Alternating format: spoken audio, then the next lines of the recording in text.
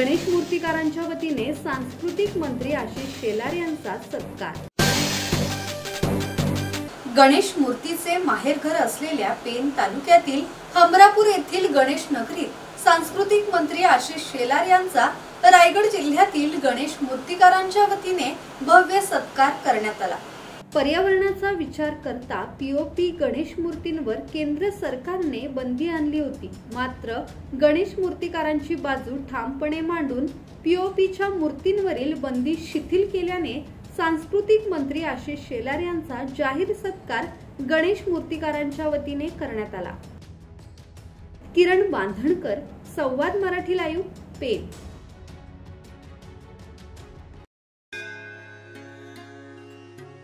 श्री गणपती संस्थान महड, तालुका खालापूर, जिल्हा रायगड।